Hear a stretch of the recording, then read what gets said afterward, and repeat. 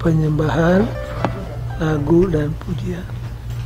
Worship and song and praise.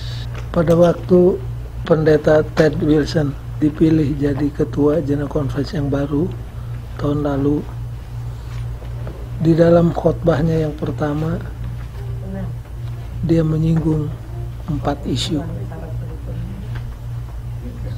Satu, isu tentang creation evolution. Yang kedua, tentang roh nubuat. Ketiga, tentang peranan anak muda di gereja. Dan yang keempat, sudah muterka apa yang dia singgung?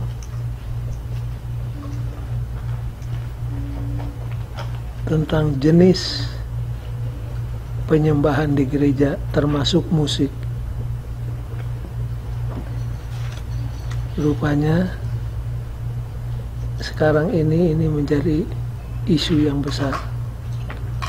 Jenis kebaktian kita di gereja, apakah konservatif ataukah kontemporari atau bagaimana?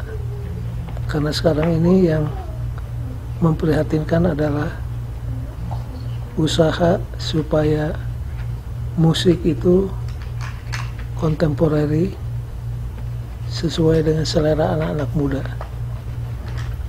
Dan kelihatannya ini sudah di border.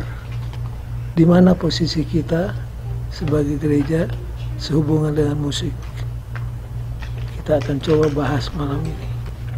Masih ingat pelajaran keempat dan kelima? Pelajaran keempat tentang Ka'bah. Jadi dari dibangunnya Ka'bah, upacara Ka'bah, kita bisa mengambil pelajaran worship itu harus bagaimana. Pelajaran minggu yang lalu diambil dari sejarah Israel. Sekarang diambil dari siapa? Daud. Dari Daud. Berapa kali nama Daud disebut dalam Alkitab? Ada yang masih ingat? 1000 lebih. Nama yang paling sering disebut dalam Alkitab adalah Daud. Lebih dari 1000 kali.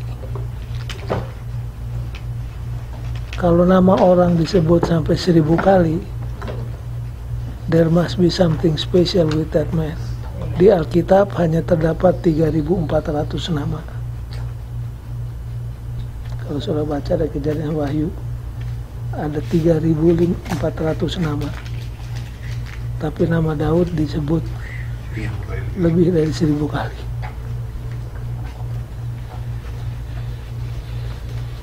Jadi malam ini kita akan pelajari pelajaran tentang worship yang diambil dari kehidupan Raja Daud. Dalam discussion angka Romawi 1, judulnya pelajaran tentang worship dari kehidupan Raja Daud. Bagian pertama, A besar, apakah artinya worship? Yang sudah kita pelajari selama ini apa, Heng? Penyembahan adalah response of gratitude. Worship adalah response of gratitude akan apa yang Tuhan sudah lakukan untuk kita dan sedang lakukan dan akan dilakukan untuk kita. Jadi yang proaktif siapa? Tuhan. Tuhan berbuat sesuatu untuk kita. Lalu untuk itu kita respon. Itulah apa? Worship. Yang kedua, worship adalah interaksi antara kita dengan Tuhan. Dengan kata lain, kita menjalin hubungan yang erat dengan Tuhan. Nah, di dalam kita menjalankan penyembahan kepada Tuhan, salah satu aspek yang mutlak harus ada adalah apa? Pelajaran hari ini, musik. Bayangkan kalau kebaktian kita tidak ada nyanyian, tidak ada musik, apa jadinya? Hampa. Hambar.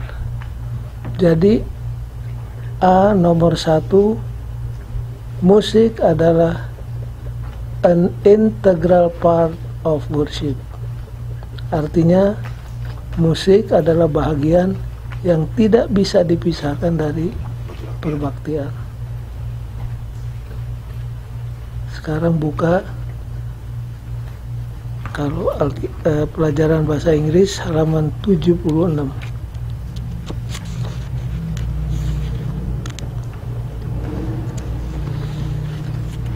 Di sana ada kutipan Ellen White di buku Education halaman 168. Pelajaran hari Jumat, paragraf yang ketiga. Musik adalah salah satu alat yang sangat efektif yang bisa mempengaruhi hati dengan kebenaran rohani. Betapa sering hati yang telah dikeraskan dan putus asa mengingat kembali kata-kata Allah. Beban dilupakan oleh lagu masa kecil, dan pencobaan pun kehilangan kuasanya. Hidup menjadi lebih berarti dan penuh makna, dan semangat serta kegembiraan melingkupi jiwa-jiwa yang lain. Sebagai satu bagian dari upacara agama, singing adalah sama taraknya sebagai act of worship seperti doa. Jadi mana lebih penting, doa atau nyanyian? Sama.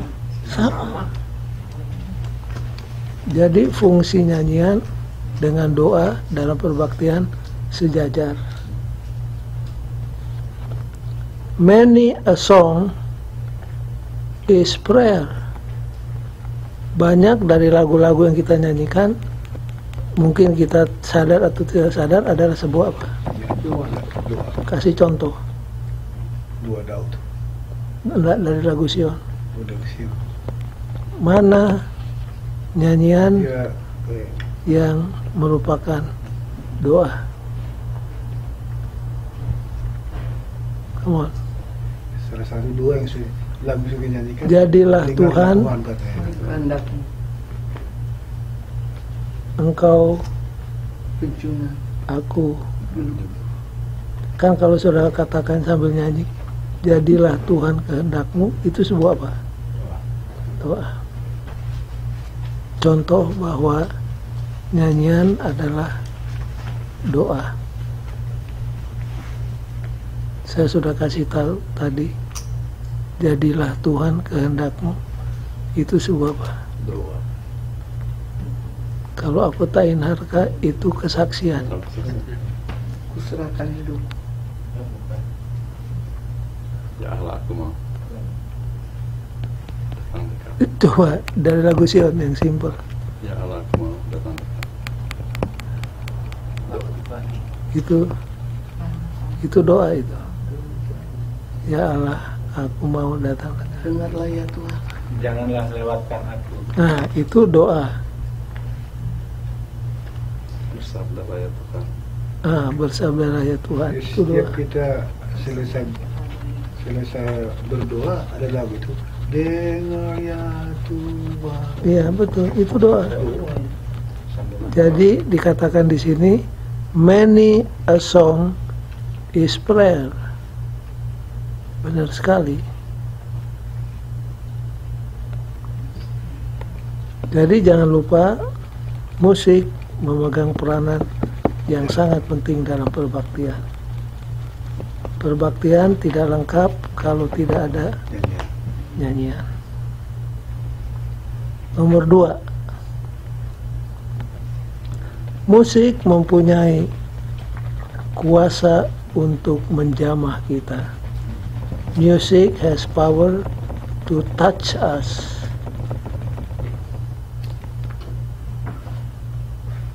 Saya perhatikan ceramah yang diadakan oleh evangelis Billy Graham. Perhatikan, kalau dia panggil orang untuk terima Yesus datang ke depan, selalu diiringi oleh apa? Apa lagunya? Serahkan hidupku. Bukan. Lagunya terkenal dari sejak tahun 50, sejak dia mulai menginjil sampai dia pensiun, lagunya itu, dan kornya itu ratusan. Bagaimana Pak? Just as I am. Makanya dia tulis buku judulnya Just as I am. Dan kalau dia sudah tunduk kepala dan berdoa, kor mulai menyanyi, bulu kuduk berdiri mendengar kor, dan kelihatan orang terjamah. Sampai ada yang mengeritik, yang bikin orang menyerah kepada Tuhan bukan khotbahnya Billy Graham, tapi nyanyian Just as I am itu katanya. Lalu disanggah oleh panitia. Jadi satu kali Just as I am ditiadakan, tetap orang apa? Tapi memang terasa Just as I am. Dan di ceramah-ceramah yang saya adakan juga, kalau bikin panggilan saya selalu minta ada yang menyanyi. Karena seringkali nyanyian itu hampir-hampir lebih terasa powernya daripada khotbah. Martin Luther, menurut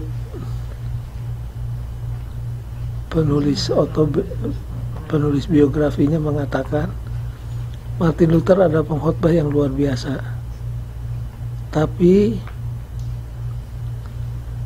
nyanyian yang dikarang oleh Martin Luther menarik lebih banyak jiwa daripada khotbah-khotbahnya.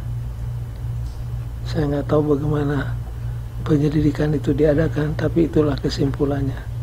Martin Luther menarik lebih banyak jiwa melalui nyanyian yang ditulis daripada melalui khotbahnya. Kemudian di halaman 69, Peter Rothenberg, di Direktur Los Angeles Chamber Singers, menulis tentang keuntungan musik. Dengarkan ya, tentang keuntungan musik.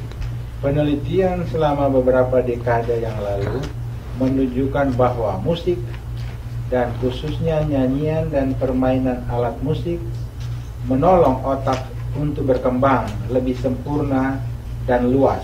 Jadi kalau otak saudara mau supaya berkembang dan lebih luas, jangan lupa apa? Menyanyi. Kalau nggak bisa playing musik, ya nyanyi. Kemudian, Tom? Khususnya pada tahun-tahun pertama kita, musik menjadikan kita lebih cerdas, lebih pintar, lebih logis, dan lebih mampu. Itu meningkatkan kebiasaan belajar dan meningkatkan nilai ujian. Jadi kalau mau ambil RN test, yang menyanyi dulu. Itu mengembangkan kepekaan diri dan komunitas. Itu membantu dalam indera kesehatan kita secara umum dan meningkatkan kualitas hidup kita. Studi baru-baru ini bahkan menyarankan bahwa dengan menyanyi itu dapat meningkatkan sistem pertahanan tubuh. Musik adalah pengalaman yang meliputi seluruh tubuh, bukan hanya menarik bagi perasaan kita saja, melainkan kepada tubuh dan pikiran kita. Itu dapat memberikan pengalaman secara terpadu yang penuh kuasa dan sangat menyentuh, yang melembutkan suasana, menyiapkan hati kita untuk kebenaran-kebenaran rohani, dan membawa kita siap untuk bertemu Allah. Tidak heran jika permainan musik adalah bagian yang penting dalam penyembahan. Jadi saudara-saudara, kalau baca keterangan-keterangan ini, memang musik adalah an integral part of worship. Tidak lengkap perbaktian kita kalau tidak ada apa? Musik. Saya membaca keterangan, musik itu bukan hanya mempengaruhi manusia, sapi pun apa? Terpengaruh. Jadi diadakan penyelidikan di tempat pemerahan susu sapi. Kalau musik dimainkan, musik yang lagunya lembut, itu lebih lancar katanya. Susunya lebih banyak. Iya. Dan juga katanya bunga apa kembang. Terakhir saya dengar itu. Baca. Gimana? Coba. Jadi dua pot bunga, yang satu dibikin musik lembut dengan indah, dengan satu lagu rock yang hingar-bingar di pertumbuhannya. Ya, lebih subur yang Lebih subur yang musik yang indah. Itu saya dengar itu. saya pernah baca. Jadi artinya music itu has power. Yang dari pengalaman Daud apa? Tiap kali roh setan merasuk Saul, apa yang bikin tentram jiwanya Saul? Kecapinya Daud. Iya, musiknya Daud. Poinnya adalah dalam perbaktian harus ada apa? Musik. Harus ada nyanyian. Cuma sekarang yang jadi isu, bagaimana dengan nyanyian-nyanyian yang disebut contemporary music? Karena ada kecenderungan anak-anak muda kita sekarang lebih miring kemana? Ke contemporary. Nah, untuk menyebutkan mana batasnya seringkali sulit. Yang mana yang boleh, yang mana yang tidak. Tentu pertama-tama yang harus dilihat, saya bukan ahli musik, tapi yang harus dilihat satu adalah liriknya. Jangan lupa nyanyian-nyanyian yang kita nyanyikan di lagu Sion itu kita pinjam dari gereja lain. Ada yang original dari gereja Advent, tapi ada yang dari Kebanyakan dari lain. dari baptis. Jadi sebelum menyanyi harus apa? Periksa dulu liriknya. Apakah liriknya ini sesuai dengan Alkitab atau tidak? Kalau tidak sesuai, ya jangan dinyanyikan. Satu. Yang kedua apanya? Beatnya. Beatnya. Nah, kalau saudara-saudara masuk ke gereja celebration misalkan, memang beatnya bagaimana? Kontemporer. Dan mengajak kita untuk apa? Goyang. Untuk bergoyang. Jadi di mana batasnya? Jadi pesan dari Ketua GC tentang worship dan musik, jangan kita terbawa arus untuk menyesuaikan diri supaya kontemporer, baik dalam jenis worship ataupun musik, sehingga kita mengorbankan apa? Prinsip. Oke, jadi saudara harus banyak berdoa sama Tuhan supaya diberikan kepekaan untuk menuntun anak-anak muda kita yang ada di mana? Di gereja. Kalau tidak, lagu Sion punya nyanyian tidak akan laku lagi. Diganti dengan contemporary music. Dan jangan lupa, setiap berkat yang datang dari selalu oleh setan dia apa? Perverted. Diputar balikan jadi kutuk. Kebenaran Sabat dipalsukan. Perverted. Kebenaran tentang penyembahan korban yang tadinya anak domba, setan bilang akan lebih berkenan kalau anak manusia. Nah, salah satu yang dipervert oleh setan adalah apa? Musik.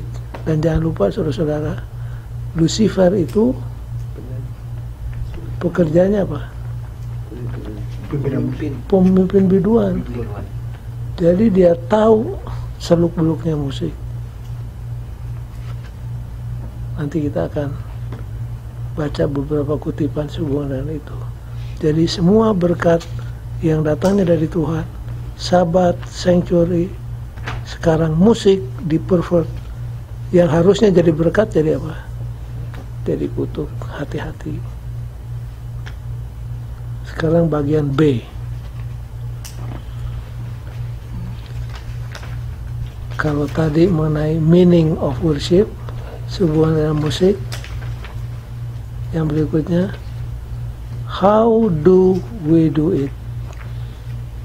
How do we worship?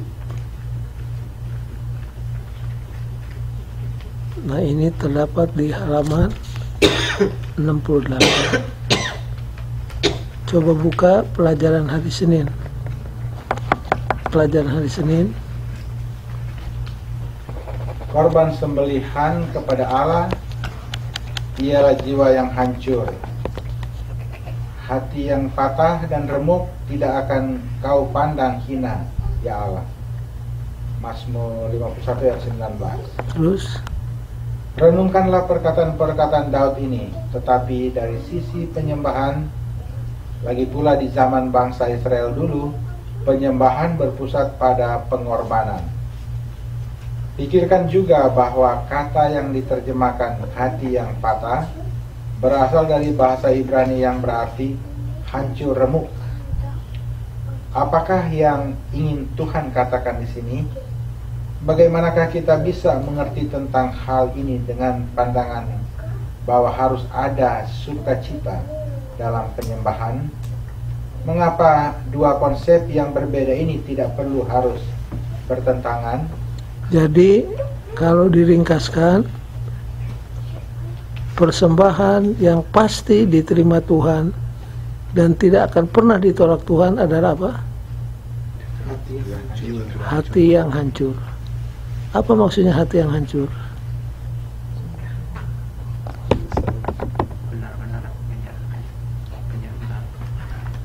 Mazmur 51 itu bicara tentang apa? Kalau saudara mendengar Mazmur 51 itu tentang pertobatan. Jadi hati yang hancur adalah persembahan yang tidak akan pernah ditolak oleh siapa? Oleh Tuhan. Masih ingat ada ayat di Matius pasal 21. Coba saudara buka Matius 21. Matius 21 ayat 44. Bacaan keras, please. Dan barang siapa jatuh di atas batu itu, ia akan hancur. Dan barang siapa ditimpa batu itu, ia akan remuk. Ini yang berkata-kata adalah Yesus.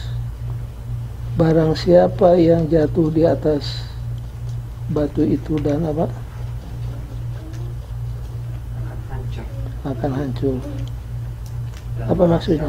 Ditimpa batu itu, ia akan remuk. Apa maksudnya?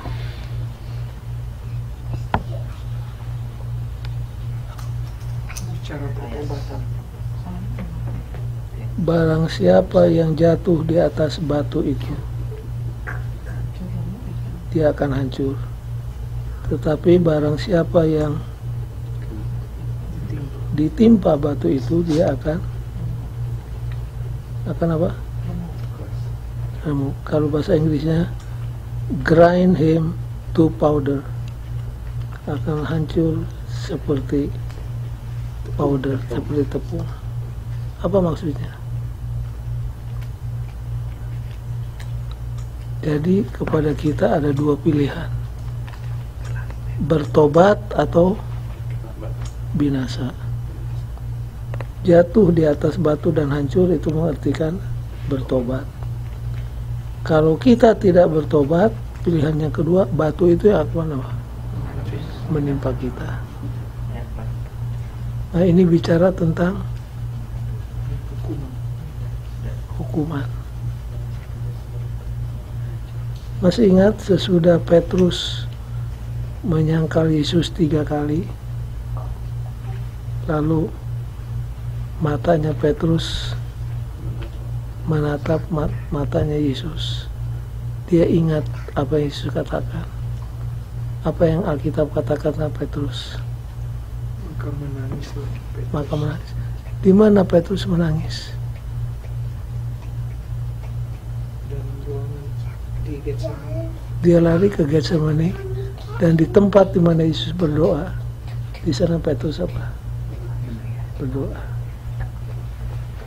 Artinya, pelajarannya, kalau kita menyembah Tuhan, kita harus datang dengan broken heart, dengan pertobatan.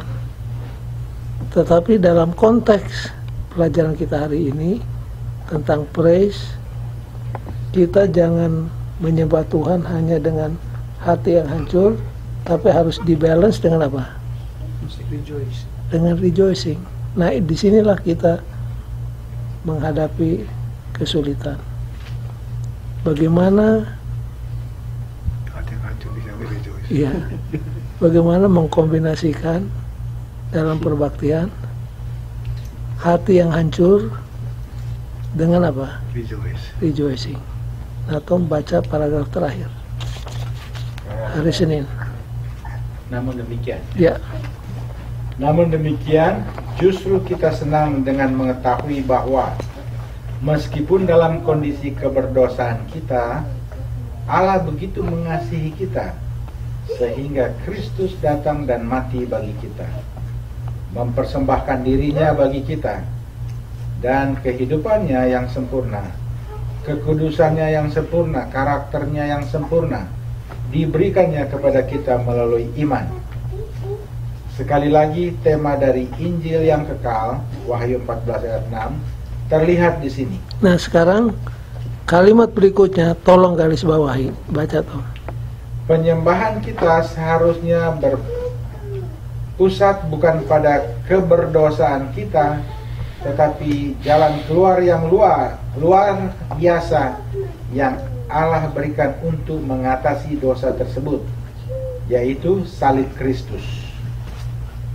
Tentu saja kita perlu hati yang luka dan hancur remuk itu, tetapi kita perlu untuk selalu menutup kenyataan yang sedih itu dengan apa yang Allah telah lakukan bagi kita di dalam Kristus. Kenyataannya, menyadari betapa buruknya kita akan menuntun kita kepada suatu sukacita, karena kita tahu bahwa meskipun kondisi kita lemah, kita bisa memiliki hidup yang kekal, dan melalui Yesus Allah tidak akan menggunakan pelanggaran kita untuk melawan kita. Inilah kebenaran yang seharusnya menjadi pusat dari seluruh pengalaman penyembahan, apakah itu secara kelompok maupun pribadi. Oke. Jadi dari paragraf ini intinya adalah perbaktian kita jangan hanya berpusat kepada betapa kejinya dosa kita, tetapi harus juga berpusat kepada kenyataan bahwa Tuhan punya solution untuk mengatasi dosa kita.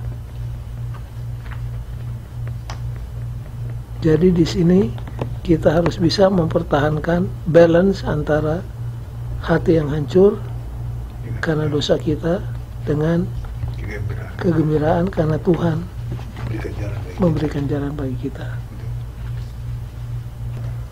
Saya sedang bacaan tahunan Alkitab sampai di 1 Samuel. Tadi pagi saya baca ada sesuatu yang saya mau bagikan karena ada hubungan dengan worship. Coba saudara buka 1 Samuel 1. Ini sudah disinggung di pelajaran yang lalu, tapi ada baiknya kalau kita baca kembali. Ayat berapa? Apa problemnya Hana yang terbesar? Tidak punya anak. Tidak punya anak. Dan di zaman itu, kalau seorang wanita tidak punya anak, artinya apa? Dikutuk. Dikutuk. Ingat. Jadi doktrin ini menekan dia. Bukan cuma itu, madunya Penina punya anak, dan Penina ini sikapnya tidak bersahabat. Gantinya menghibur, dia apa? Mengejek. Makin hancur hati. Sehingga Hana itu, kalau menurut 1 Samuel 1, dia punya hidup miserable. Ayat 6 disebut to make her miserable. Di ayat 10 anguish, tertekan. Samuel berapa tadi? 1 Samuel 1. Dan di ayat yang lain bitter, getir. Tapi kemudian apa yang dia buat? Dia pergi ke Ka'bah. Dia di Ka'bah berdoa sampai disangka sedang apa? Mabuk. Yang menyangka dia mabuk bukan tetangga, Tapi ya, pendeta. bedanya imamnya. Eli. Dia bilang saya tidak mabuk. Lalu di ayat yang ke-15, siapa boleh baca ayat 15? 1 Samuel 1 15. Tetapi Hana menjawab, bukan tuanku, aku seorang perempuan yang sangat bersusah hati. Anggur ataupun minuman yang memabukkan tidak kuminum, melainkan aku mencurahkan isi hatiku di hadapan Tuhan. Nah, inilah definisi doa. Doa adalah mencurahkan isi hati kita kepada siapa? Kepada Tuhan. Sesudah dia berdoa, Imam Eli memberikan jaminan bahwa dia akan punya anak. Ayat 18. Sesudah itu berkatalah perempuan itu, biarlah hambamu ini mendapat belas kasihan daripadamu. Lalu keluarlah perempuan itu. Ia mau makan dan mukanya tidak muram lagi. Her face was no longer sad. Tadinya makan pun tidak mau. Mogok-mogok. Hidupnya getir. Tapi dia datang ke Ka'bah.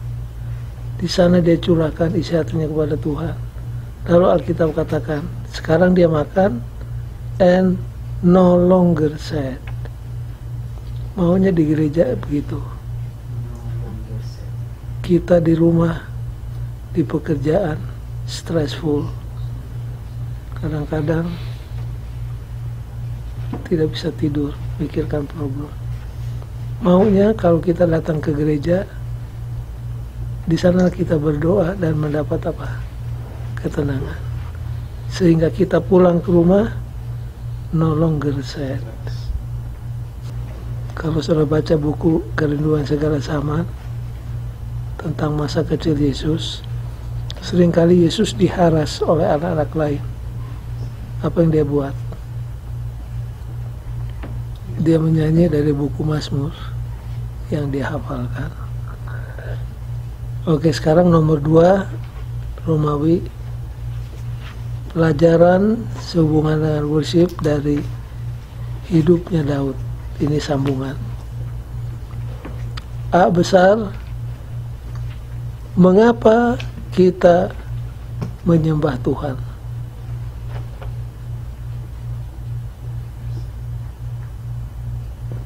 Why do we do it? Mengapa kita datang ke gereja hari Sabat dan menyembah Tuhan? Untuk berterima kasih untuk berterima kasih. Kalau baca 1 Tawarik 16, coba kita buka 1 Tawarik 16.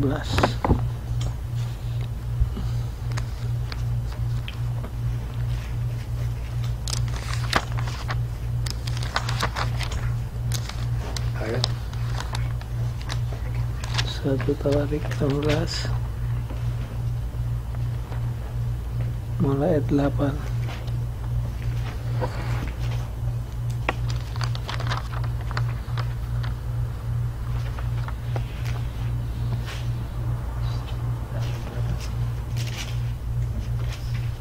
Ini menceritakan tentang apa?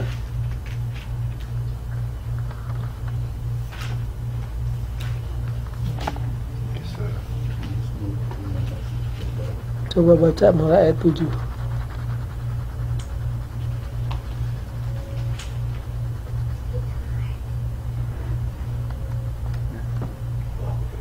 Oke, 1 Tawarik 16 ayat 7. Baca yang keras, please. Kemudian pada hari itu juga, maka Daud untuk pertama kali menyuruh Asaf dan saudara-saudara sepuaknya menyanyikan syukur bagi Tuhan. Bersyukurlah kepada Tuhan, panggillah namanya, perkenankanlah perbuatannya di antara bangsa-bangsa. Bernyanyilah baginya, bermasmurlah baginya. Percakapkanlah segala perbuatannya yang ajaib. Bermegahlah di dalam namanya yang kudus. Biarlah bersuka hati orang-orang yang mencari Tuhan. Carilah Tuhan dan kekuatannya, carilah wajahnya selalu. Ingatlah perbuatan-perbuatan ajaib yang dilakukannya, mukjizat-mukjizatnya, dan penghukuman-penghukuman yang diucapkannya. Hai anak cucu Israel hambanya, hai anak-anak Yakub, orang-orang pilihannya. Dialah Tuhan Allah kita, di seluruh bumi berlaku penghukumannya. Ia ingat untuk selama-lamanya akan perjanjiannya, akan firman yang diperintahkannya kepada 1000 angkatan. Oke, jadi kalau saudara baca pasal ini membicarakan tentang Song of Thanksgiving, nyanyian ucapan terima kasih. Terima kasih untuk apa? Atas keselamatan. Tom, baca hari Selasa, please. Selasa, Paragraf pertama. Pemahaman Daud tentang Allah dan keselamatan yang ditawarkannya benar-benar membentuk bukan saja kehidupannya sendiri, tetapi juga kepemimpinannya dan mempengaruhi bangsanya. Lagu-lagu dan doa-doanya merefleksikan perasaan takjubnya yang sangat dalam akan Allah yang dikasihinya dan dikenalnya secara pribadi sebagai sahabat dan juru selamatnya. Terus Menurut 1 Tawarik 16 ayat 7, Daud mempersembahkan sebuah lagu baru kepada pemimpin musiknya, yaitu Asaf. Lagu itu adalah lagu pengucapan syukur dan pujian saat tabut perjanjian dipindahkan ke Yerusalem. Mazmur pujian ini terdiri dari dua aspek penyembahan. Pernyataan tentang Allah, satu oknum yang layak untuk disembah, dan sikap yang tepat dari penyembahan itu. Dalam lagu itu, Daud pertama memanggil para penyembah untuk ikut aktif berpartisipasi dalam penyembahan. jadi sekali lagi 1 Tawarik 16 memberikan definisi worship adalah apa, Heng? Response of gratitude. Jadi Tuhan yang berbuat bagi kita, kemudian kita melalui perbaktian memberikan respons. Baca kalimat yang berikutnya, Tom. Kalimat Bacalah. Bacalah keseluruhan lagu tersebut dalam 1 Tawarikh 16 ayat 8 sampai 36. Perhatikan betapa sering kata-kata dan ekspresi berikut ini digunakan, khususnya pada bagian pertama lagu tersebut.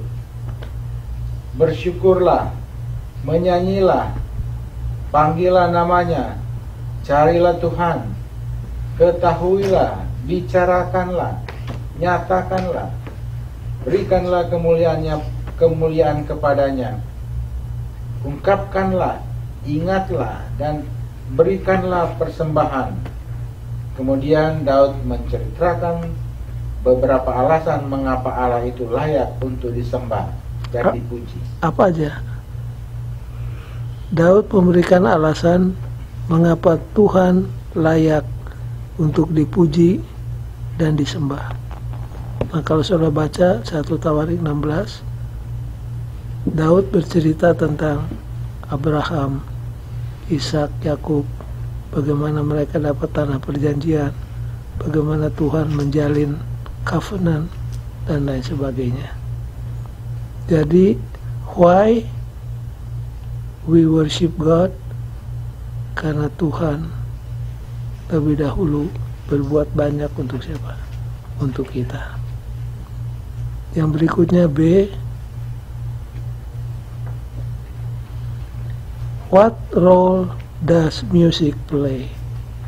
Peranan apa yang diberikan oleh musik dalam perbaktian kita? Apa peranan musik di dalam kebaktian kita?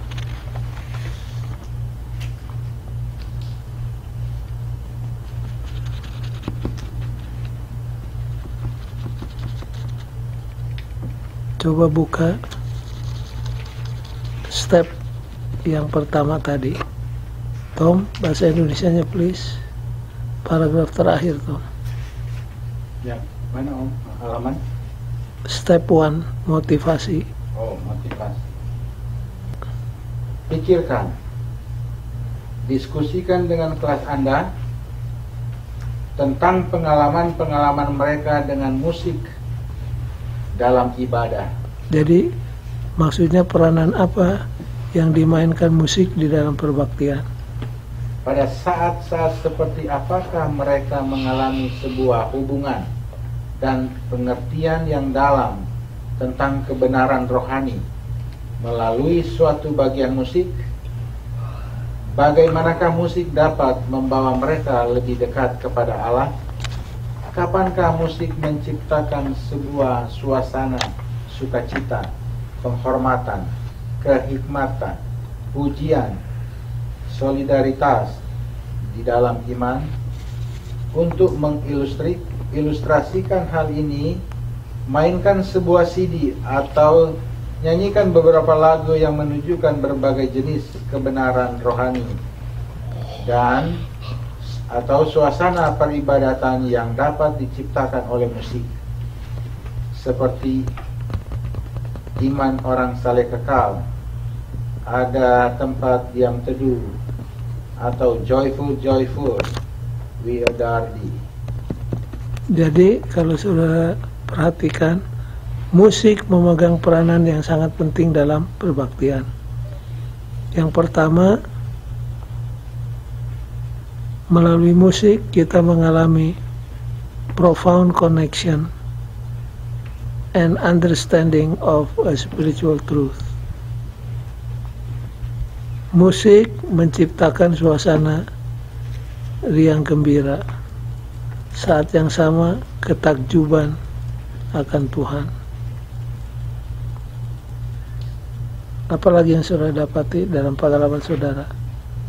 Peranan musik dalam perbaktian.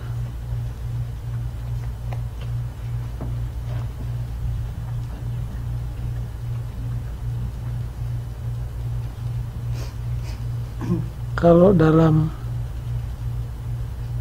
sejarah kita pelajari, bila mana bangsa berperang melawan bangsa lain, supaya serdadunya semangat, Mereka apa? Main musik, menyanyi. Mereka menyanyi. Karena nyanyian bisa membakar semangat. Jadi kalau dalam kemiliteran supaya mengatasi rasa takut, mereka apa? Menyanyi. Bersiul. Dan juga kalau lihat kuburan tadinya sih takut, nyanyi jadi lagi. Nah, jadi begitulah. Jadi seperti di dalam peperangan, musik membakar semangat serdadu. Sampai sekarang sambil menyanyi mereka tidak takut mati.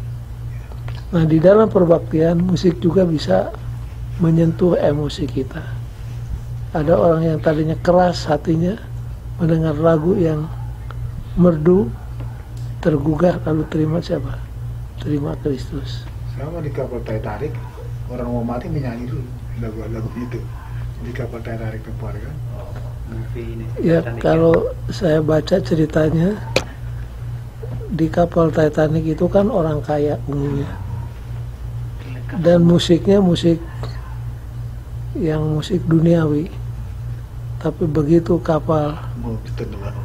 robek oleh gunung es dan mulai tenggelam, lagu itu berubah jadi apa? Lagu Sion. Iya, lagu Sion nomor berapa tuh ya? Janganlah tinggalkan aku. Bukan itu. Mirror my God. Baiklah, baiklah. Iya, ada. Enggak, bukan itu, Tom. Mirror my God. Iya itu. Biar Rumah Got ini. Itu lagu yang Itu setelah kapalnya udah mau tenggelam setengah ya. Iya, mau mati lah jadi gitu. Tinggal terima akhirnya. Tapi yang selamat juga sih. Jadi peranan musik sangat besar di dalam kebaktian. Di halaman 72.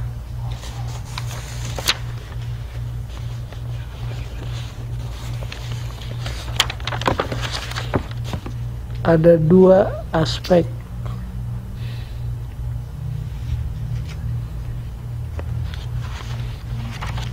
halaman 70 bukan 72. Ada dua aspek perbaktian yang sangat penting. Yang pertama, the revelation of God as one worthy of worship. Yang kedua, response of the worshipper. Jadi apa yang Tuhan buat bagi kita itu aspek pertama. Aspek yang kedua, response of the worshippers. Respons itu bisa dalam bentuk memberi persembahan, bisa dalam bentuk menyanyikan lagu pujian.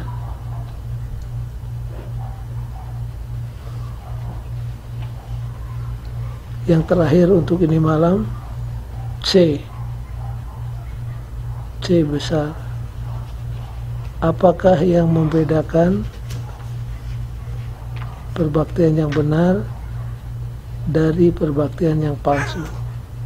Sehubungan dengan musik, apa yang membedakan perbaktian yang benar dari perbaktian yang palsu? Jawabnya terdapat di pelajaran hari Kamis. Ya. Selama bertahun-tahun pertanyaan seputar musik dan jenis musik dalam penyembahan bermunculan dalam gereja kita. Jadi sudah bertahun-tahun ini menjadi isu di gereja kita, dan sampai sekarang kita belum menemukan jawaban yang sempurna. Terus Tom. Dalam beberapa kasus, nyanyian pujian diberikan status yang suci. Yang lainnya sangat sulit untuk mengetahui perbedaan antara apa yang dimainkan di dalam gereja dan yang dimainkan sebagai musik sekuler, karena sejujurnya tidak ada bedanya. Jadi ini yang terjadi sekarang. Lagu di gereja dengan lagu di luar, beatnya sudah apa? Sama. Tinggal liriknya aja yang tinggal, tapi beatnya sudah beat.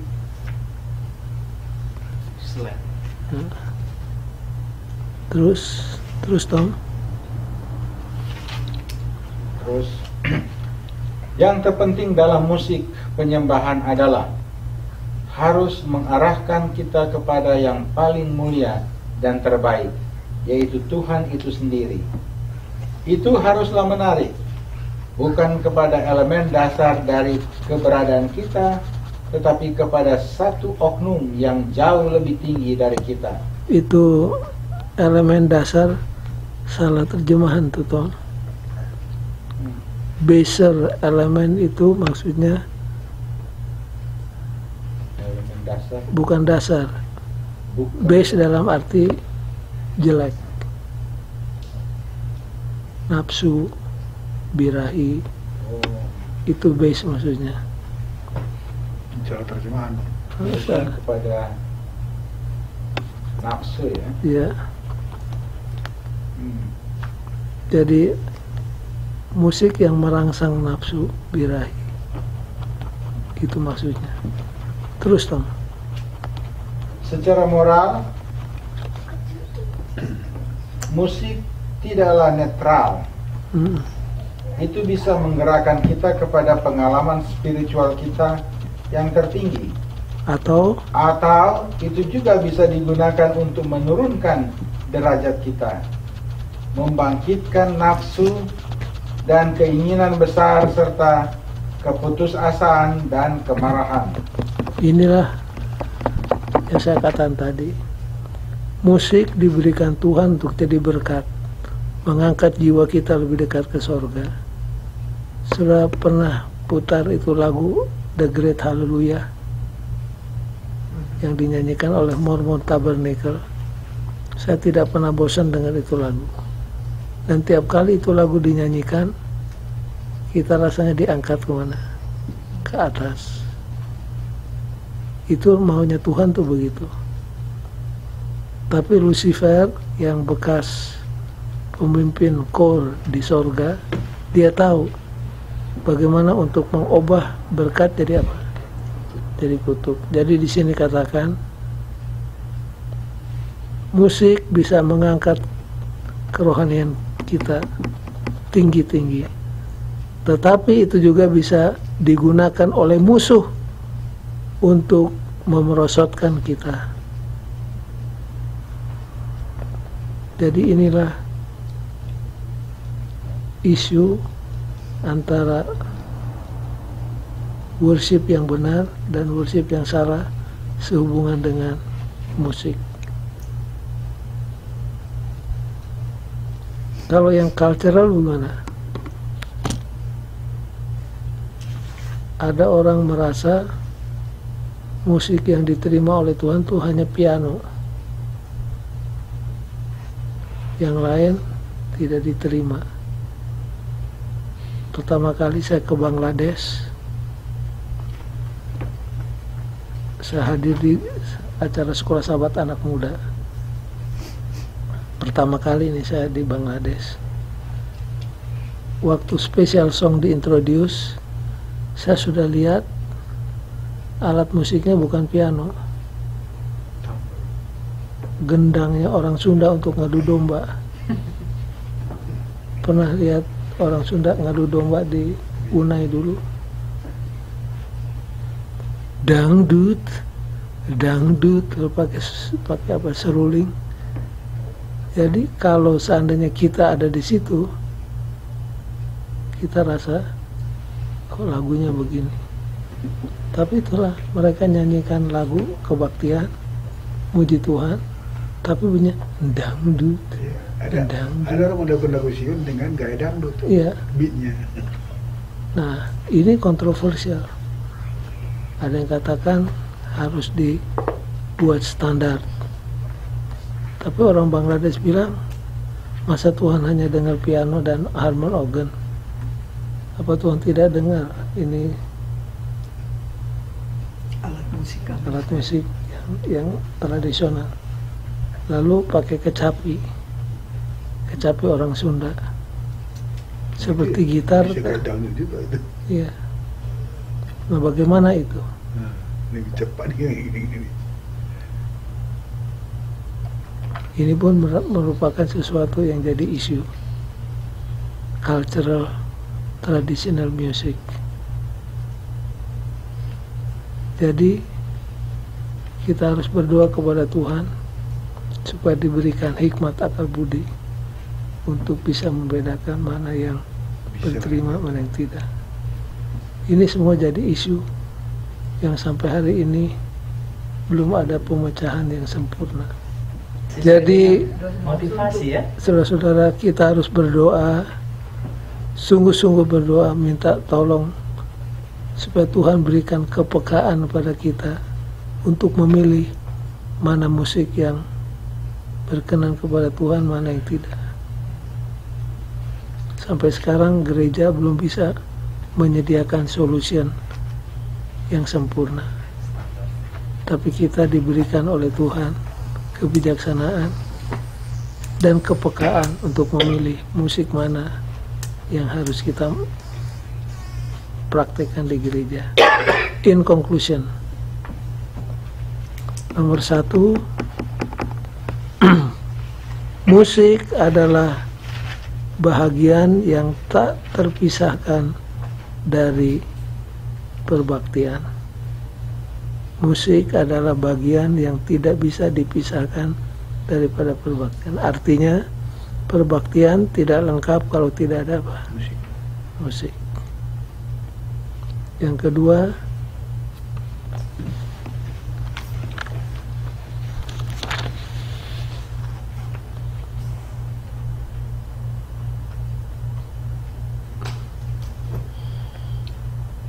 sebagai bagian dari upacara agama, musik adalah an act of worship as is prayer.